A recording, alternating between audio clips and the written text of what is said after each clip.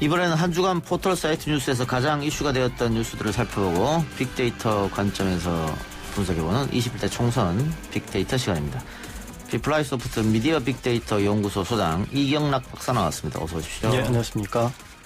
지난주에 최종적으로 21대 총선 후보자 등록이 마감이 됐죠. 네. 본격적으로 총선 국면으로 진입하고 있는데 코로나19와 재난지원금을 비롯해서 쟁점화될 만한 이슈들이 굉장히 많이 있었습니다. 네네. 이번 주에 그러면 어떤 키워드와 이슈가 네티즌들의 관심을 받았습니까? 네, 지난주, 이번 주 이렇게 주요 키워드를 살펴보면 코로나가 어쨌든 계속 많이 나옵니다. 가장 많이 등장하고 있긴 하지만 예. 주요 소식들은 좀 코로나 자체보다는 그로 인해서 파생된 소식들이 많이 있었고요. 그래서 그 외에도 총선과 관련된 후보 이런 어휘 그리고 문재인 대통령이 발표한 긴급 재난지원금 관련 어휘 이런 것들이 많이 등장을 했습니다. 마스크 같은 경우 한동안 굉장히 많이 언급이 됐었는데 이번에 이제 52위권 밖으로 밀려나서 마스크에 대한 관심이 좀 사라졌습니다. 아무래도 이제 그 유통이 조금 수월해진 탓도 있겠고요.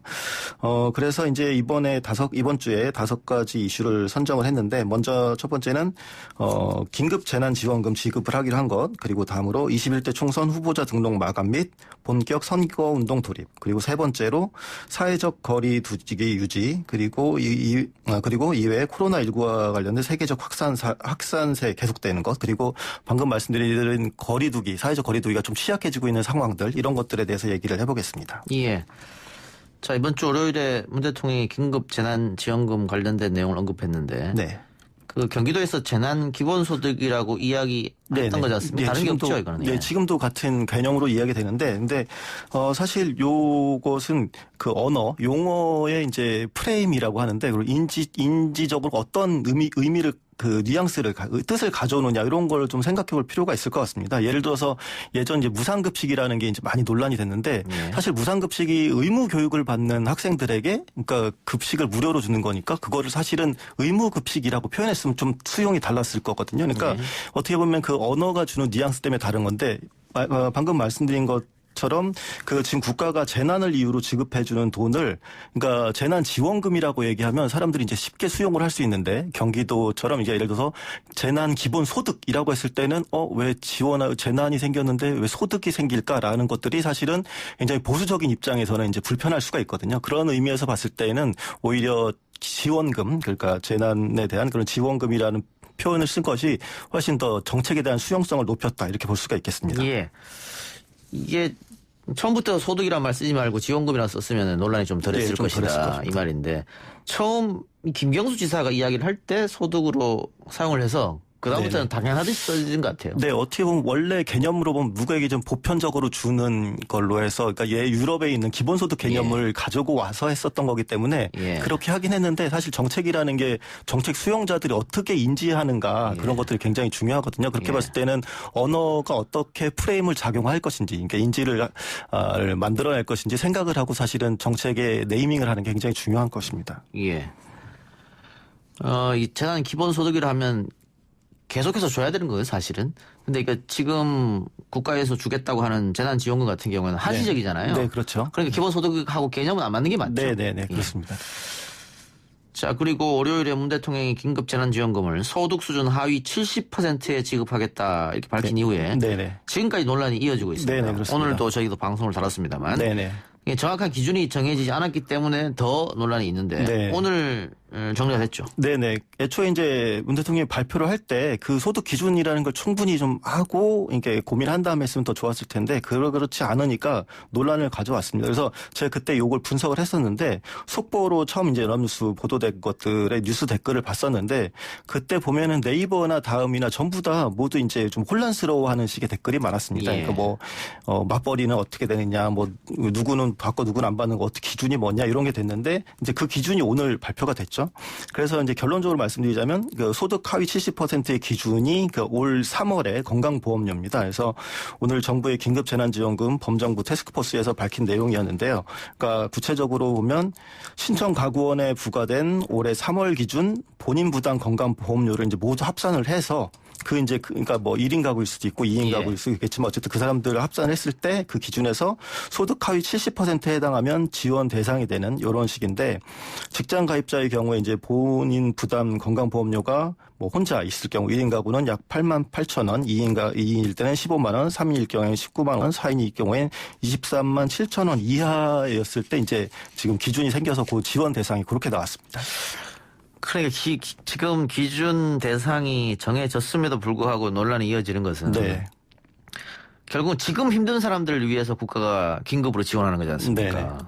그런데 이거는 재작년 소득으로 따지는 거니까. 네. 3월에 책정된 게 그렇게 된 거죠. 네. 그거 어떻게 지금 힘든 사람을 이렇게 정할 수 있겠느냐. 그리고 네, 긴급이라고 그렇죠. 하면서 5월 달에 주는 게 어떻게 긴급이냐. 그러니까 자영업자들 같은 경우에는 지금 작년엔 좀 괜찮았다가 지금 갑자기 안 좋아졌을 수도 있거든요. 그리고 뭐 사실 기업들 같은 경우에도 최근에 그러니까 내보내는 경우들도 굉장히 많이 있는 상황에서 약간 그런 것들이 또 어떻게 보면 또 고민해야 될 그런 부분이기도 한 것 같습니다. 예. 이거는 글쎄 앞으로도 계속 100%를 줘라. 뭐 네, 이렇게. 오늘 내용이 나와서 아마도 또 그런 논란이 좀 있을 것으로 보입니다. 알겠습니다.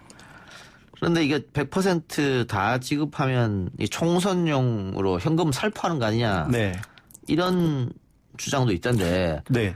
그 정부가 정말로 총선을 생각했다면 100%다 줬겠죠. 네, 그렇겠죠. 오히려 70% 줘서 오히려 불만이 있는 거잖아요. 네, 그렇습니다. 이게. 그러니까 그 주장들의 근거를 살펴보면 일단 다 세금을 냈는데 그 코로나19가 뭐 사실 소득이 높다고 피해가는 것도 아니고 그래서 다 지급해야 된다 이런 반응이 있었습니다. 그래서 경기도 같은 경우에는 재난기본소득을 처음에 이제 얘기할 때 오히려 좀 지금과는 역발상인데 어떤 얘기를 했었냐면 소득이 많아서 어떻게 보면 세금을 많이 낸 건데 당연히 그 시민들도 받아야 된다라고 이제 이재명 지사가 얘기를 했었거든요. 그리고 총선용 정책이라는 비판도 있었는데 이와 대해서 오히려 좀 의외의 반응입니다. 방금 얘기하신 것처럼 오히려 그 미래통합당 쪽에서 다 줘야 된다라는 얘기들이 많이 나오고 있고 그리고 여론조사만 보더라도 보수 야당 지지 성향이 있는 분들이 다 줘야 되는 거 아니냐 이런 식으로 이 얘기가 지금 그 여론조사 결과도 이렇게 나왔거든요. 그러니까 오히려 보수 야당 지지 성향들이 일괄지급, 보편적인 일괄지급 찬성하는 경향을 보이고 있는데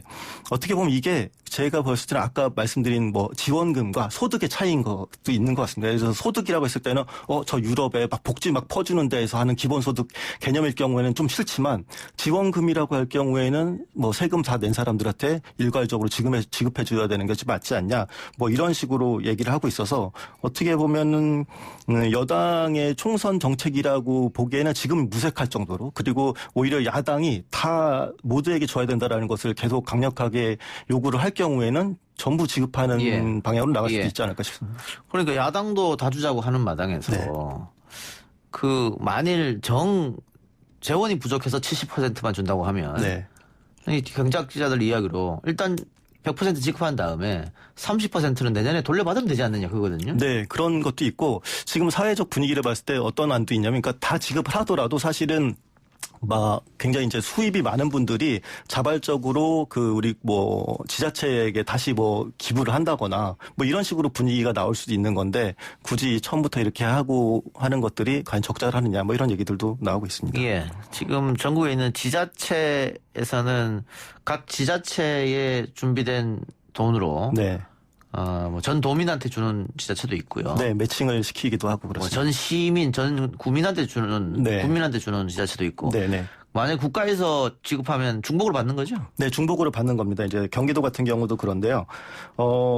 광역시뿐만 아니라 광역지자체뿐만 아니라 기초단체, 지자체까지 모두 해당되는데 예를 들어서 경기도 같은 경우에는 화성시 4인 가구를 예를 들어보겠습니다. 그런 경우에는 화성시가 자체적으로 기초단체인 화성시가 1인당 10만 원씩 해서 40만 원, 4명이니까 40만 원 줍니다. 그런데 경기도도 광역단체가 1인당 또 10만 원씩 해서 40만 원을 줍니다. 그리고 또 중앙정부가 4인 가족일 경우에 재난지원금은 원래는 100만 원을 주는데 이게 100만 원 중에서 80%가 중앙이고 20%는 이제 지자체가 매칭해서 주게 돼 있는데 이미 이 지자체 화성시는 매칭을 해서 주고 있으니까 80%에 해당하는 정부 재난지원금이 나옵니다. 그렇게 되면 화성시 같은 경우는 총 200만 원을 받게 되는 거고 그 만약에 이제 경기도에 속해 있지만 시군이나 이런 기초단체에서 재난지원금을 따로 지급하지 않는 경우에는 정부의 기본 지급 기준인 그런 80%에다 거기다가 시군 매칭 지원 10% 이렇게 맞춰서 이제 90만 원을 이렇게 재난기원금으로 받고 또 경기도로부터 40만 원 아까 말씀드린 그런 재난소득 받는 이렇게 해서 다 셈법이 다 다르게 되어 있습니다. 예. 그러면은 이게 중복으로 받는 분들은 네네. 몇백만 원까지 받게 되고. 제 포천 같은 경우 보니까 280만 원까지 되어 있습니다. 예. 그러니까 포천의 4인 가족 기준으로 봤을 때 포천이 이제 그러니까 그 포천시 자체에서 주는 것 자체가 40만 원이니까. 예, 굉장히 많습니다. 4인 가구 160만 원. 네. 경기도에서 40만 원이니까 200만 원. 네네. 국가에서 80만 원이니까 280만 원. 280이 이제 포천시 같은 경우 가장 예. 많이 그래 받습니다. 반대로 저 같은 경우엔 영원. 저도 영원. 근데 영원 받는다는 것은 사실은 그 기본 소득이 많다는 것이기 때문에. 네. 아니 그 경기도에서는 소득 상관없이 주잖아요. 그렇죠. 경기도에서는 그렇죠. 포천도 그렇고. 네네네. 예, 저희도 4인 가구입니다만 저는 영원. 이렇게 되는 경우가 생긴다는 얘기죠. 서울시 같은 경우에는 중위소득 100% 이하로 주기 예. 때문에 더 이제 못 받는 경우가 많죠. 예. 네. 자, 그런데 이런 재난지원금과 재난기본소득에도 사각지대가 있다. 네. 특히 외국인 노동자들. 네네, 그렇습니다. 재난기본소득에 가장 적극적이었던 게 경기도만 하더라도 이게 외국인은 제외하고 주기로 이렇게 결정을 했고요. 그러니까 서울시도 방금 말씀대로 중위소득 100% 이하 117만 가구긴 한데 재난긴급 생활비로 이제 나가는데 외국인의 경우에는 한국인과 결혼을 했거나 한국인 자녀가 있어야지만 받을 수가 있습니다. 그래서 굉장히 제한이 뒀고 정부의 이 지원금에서도 외국인은 제외가 됩니다. 근데 이제 여기서 문제가 되는 게 외국인도 사실 의료보험을 내고 이래서 이제 그 기준대로라면 외국인도 들어가야 되는데 안 되는 거 아니냐. 그리고 다만 이제 외국인 이주 노동자가 많은 안산 같은 경우에는 외국인에게도 7만 원씩을 지급을 하기로 했습니다. 예. 근데 이제 요거에 대해서 논란이 있는 이유가 많은 중소기업이나 농장 같은 경우 경기도에도 많이 있는데 그런 분들이 사실 외국인 이주 노동자가 없이 운영되기가 굉장히 어렵고 또 그분들도 이제 근로소득세, 종합소득세, 지방세, 주민세를 다 내는 사람들이거든요. 그리고 특히나 이제 이런 재난에 더 취약한 그런 집단인데 현재 정책 방향은 이제 그런 분들을 이제 빼놓고 방향을 가고 있어서 좀 아쉬움이 있습니다. 그래서 정의당의 그 이주민 인권특별위원장 이자스민 씨가 이제 밝힌 바에 따르면 독일 같은 경우에는 모든 내외국인 모두에게 이제 코로나19 즉시 지원금을 주고 있고 포르투갈 같은 경우에는 난민에게 임시 시민권을 줘서 보호하고 있는데 우리가 좀 그런 부분은 부족하다 이렇게 문제를 제기하고 있습니다. 예. 뭐 세금을 안 낸다면 모를까. 네, 세금을 그렇죠. 내고 있는데 지원 대상에서는 배제된다고 하면 조금 문제가 될 수 있겠죠. 네. 자, 지난주 후보 등록이 마감됐고 당별로 기호도 배정받았습니다. 네. 비례대표 투표용지의 순서도 정해졌고요. 그런데 후보 등록 이후에도 당을 옮기는 일이 있었는데 이건 왜 그런 겁니까? 일단 뭐 결론부터 말씀드리자면 이제 돈 때문입니다. 그러니까 지난주에도 잠깐 얘기를 했지만 미래통합당이 기호 2번과 비례 두 번째 칸 이런 홍보 전략을 정했거든요. 그래서 민생당이 20명이었으니까 그 두 번째 이어서 17명의 의원을 꿔주면서 비례 두 번째 칸을 확보한 상태였죠. 근데 문제는 그 다음인데 최종 후보자 등록 시점이랑 선거 보조금을 지급하는 시점이 이틀 차이가 납니다. 예. 그래서 선거 보조금은 그 선거가 있는 연도마다 후보자를 추천한 정당에 지급되는 그런 건데 이럴 때 이제 그 기준이 교섭단체이냐에 대해서 그리고 또 의석수 비율 그리고 20대 총선 지난 총선이죠 득표율 이런 것을 반영해서 정당별로 산정이 되는데 선거 보조금이 말씀드린 대로 금요일 날은 이제 후보 등록이고 보조금은 지난 월요일 3월 30일 기준으로 정해진 거거든요. 그래서 이 제도는 또 특히나 좀 비판을 받는 게 교섭단체를 일단 구성을 하면 정당 그 지원되는 금액 총액 중에서 50%를 교섭단체끼리만 또 이렇게 균등하게 배분을 합니다. 그러니까 예전에 이제 교섭단체들끼리 이제 그렇게 만들어 놓은 법이겠죠. 교황이겠죠. 이제 그래서 이제 후보자 등록 마감 이후로 3명을 더 꼬아서 미래한국당이 총 결국엔 61억 남짓을 이렇게 받게 된 것입니다. 결국은 돈 때문에 마지막에 또 옮겼다 네, 이렇게 그렇죠. 보면 되겠네요. 예. 네. 옮기지 않았으면 못 받을 61억을 옮겨서 받았다. 네, 그래도 이제 61억을 아예 못 받는 건 아니지만 이제 24억 정, 20몇 억, 30억 정도 됐겠죠. 그런데 이제 그거보다 훨씬 많은 61억을 받게 됐습니다. 예. 근데 이게 욕먹는 이유도 처음부터 교섭단체를 만들지. 네네. 왜 뒤늦게 만들었냐. 이런 거죠? 예. 네, 그렇죠. 근데 만일 여기서 계속 꼼수가 있었던 겁니다. 예. 머리 쓸 일이 잔머리 굴릴 일이 생긴 건데 민생당이 안정적으로 20석을 초과한 상태였으면 그랬으면 미래한국당도 일찌감치 20석 만들어서 그냥 교섭단체 만들었을 텐데 예. 근데 민생당이 막판에도 계속 손학규 상임선대위원장이 비례대표 순번 놓고 갈등이 계속 있었거든요. 그래서 예. 정동영 의원이 이런 식이면 나 나간다. 이런 식으로 막 얘기가 있었어요. 그러면 19석이 돼버립니다. 근데 19석이 돼버리는데 만약에 여기서 미래한국당 20석이면 미래한국당 입장에서는 원내 교섭단체 만든 건 좋은데 첫 번째 자리, 비례대표의 첫 번째 자리로 가게 되는 거거든요. 그렇게 되면은, 두 번째 해서 더 사람들에게 가게시키는 선거운동이 안 되고, 예. 그냥 그렇게 됐을 경우에 1번으로 가게 되는데 1번으로 가는 거 첫 번째 위치보다는 두 번째로 가는 게 좋다. 그리고 어차피 그 선거 보조금 받는 기한은 최종 후보자 등록 이후니까 그러면 후보자 등록 그때 이후에 그때 옮겨가지고 돈도 받고 자리도 차지하고 이렇게 하자라고 아마 생각을 했었던 것 같습니다. 예.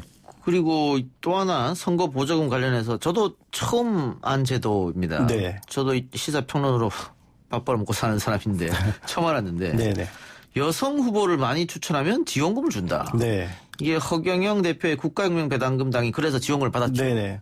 그게 이제 여성 추천 보조금 제도라는 건데요. 그러니까 원래는 여성의 정치 참여를 늘리기 위한 제도입니다. 그러니까 구체적으로 보면 전체 지역구가 253곳인가 그런데 거기서 30% 이상을 여성으로 지역구를 여성으로 공천을 하면 지급해 주는 지원금입니다. 그래서 총 이제 253곳에서 76명 이상을 지역구에서 여성으로 공천하면 받는데 이 제도가 도입된 이후로 처음입니다. 그러니까 국가혁명배당금당이 수령을 하게 됐습니다. 근데 요것에 대해서도 이제 계속 논란이 있었는데 어떻게 보면 이게 현명하게 대처한 건지 수도 있고 어떻게 될지는 자세히 모르지만 허경영 대표가 이렇게 얘기했습니다. 그래서 이 돈은 지역구에 있는 여성 후보 전원에게 1,080만 원씩 지급하겠다. 그러니까 당으로 가져가는 게 아니라 어차피 여성 후보들에게 뭐 선거운동에 쓰고 지급하겠다 이렇게 밝혀서 조금 또 어떻게 보면 논란이 좀 사그라든 부분들도 있습니다.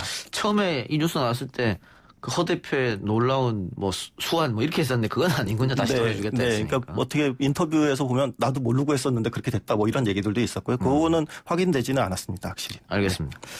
다음으로 코로나 관련해서 시민들의 경계심이 많이 사라진 것 같다라는 평가들이 나오고 있습니다. 네네. 지금 뭐 상충객들이 굉장히 많이 몰려 나오고 있다고 해요. 네, 그렇습니다. 그리고 한강 둔치에도 많은 사람들이 나와 있다고 하는데 네. 그 실제로 자가격리 위반 등의 이슈가 또 보도가 됐기도 했고요. 네, 그렇습니다. 뭐 가장 최근에 뜨거웠던 이슈가 이제 제주 여행 떠났던 미국 유학생과 그 어머니 그였었는데 그 모녀가 이제 증상을 자각한 채로 제주도를 방문했고 그 이후에 확진 판정을 받았는데 그때 굉장히 비판을 많이 받았습니다. 근데 이 부분에 있어서는 좀 사실관계는 말씀드려야지 좀 정확히 이해하실 것 같아서 이제 유학생이 우리나라에 들어온 게 15일이었고 제주 여행을 떠난 게 24일이었습니다. 그리고 질병관리본부로부터 사실 자가격리 대상자라고 딱 이렇게 못 바꿔서 이제 통보받은 적은 없었습니다. 그리고 사실 알아서 격리해야 되는 거죠. 권고는 받았으니까. 그리고 강남구청에서도 미국 유학생 출신들한테 자가격리해 주세요라고 이렇게 당부를 해서 문자 같은 걸 보낸 게 그 제주도 여행을 출발한 24일이었습니다. 그래서 보면 사실 행정적인 자가격리 지침, 행정이나 이런 거 조치를 어겼다 이렇게 말하기엔 사실 애매한 부분이 있었습니다. 그런데 실제로 보면 제주도에서도 증상이 나타났고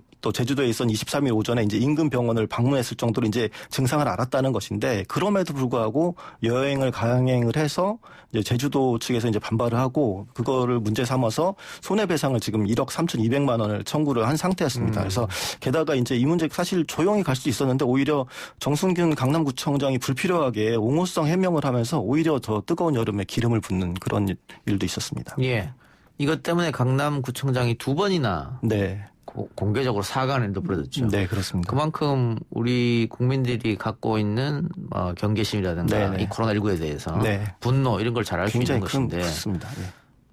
우리는 이 병을 전파시키지 않기 위해서 우리는 얼마나 노력하는데 네네. 외국에서 갔다 온 사람이 자가격리하라는 방역당국 지침도 어기면서 네. 어떻게 저렇게 돌아다닐 수가 있느냐. 이게 네. 분노한 것 같아요. 네, 그렇죠. 거기에 분노를 했었고 사실 최근에도 뭐 댓글 같은 거 보면 확진자들이나 확진자 동선 같은 게 굉장히 이제 그것에 대해 비판하는 내용들이 많이 있었습니다. 근데 그 사실 이 모녀 같은 경우에는 뭐 저희 개인적인 생각이라면 모녀라서 더 공격당한 측면도 있는 것 같기도 합니다. 왜냐하면 또 실제는 아닌 것들도 있어서. 네. 예, 그럴 수도 있겠네요. 알겠습니다. 네. 오늘 말씀 여기까지 듣겠습니다. 수고했습니다. 네, 감사합니다. 다음 주 월요일 다시 돌아옵니다.